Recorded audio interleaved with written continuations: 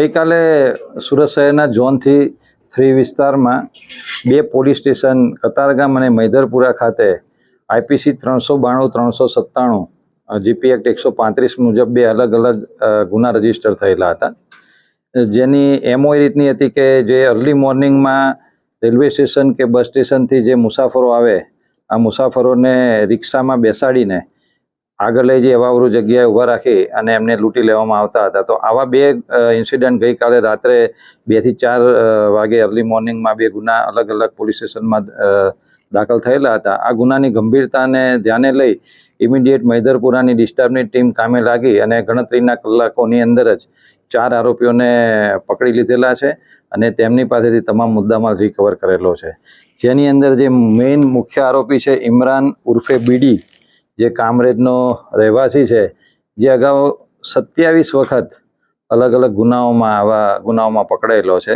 તે સિવાય એક સગીર વયનું બાળક પણ છે. એ સિવાય ઉધના ભાટેના વિસ્તારનો રહેવાસી અસલમ બોબડો અને બીજો એક નજામુદ્દીન શેખ, આમ કુલ 4 ઈસમોને અટક કરેલા છે. એમાં જાણવા મળેલ છે તેમ બીજો એક અન્ય ઈસમ છે જે આરોપી, એ હાલમાં સલાબતપુરાની અંદર એરેસ્ટ કરેલો છે, જે અન્ય કોઈ લૂંટના ગુનાની અંદર પણ એ આરોપી છે.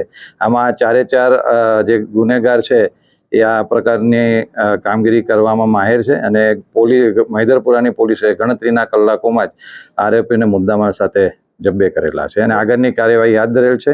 તે લોકોને રિમાન્ડ માંગવામાં આવશે અને એ લોકોનો ગુનાહિત ઇતિહાસ તેમજ અન્ય કોઈ પોલીસ સ્ટેશન વિસ્તારમાં આવા જો કોઈ ગુના બનેલા હશે તો એની તપાસ કરવામાં આવશે.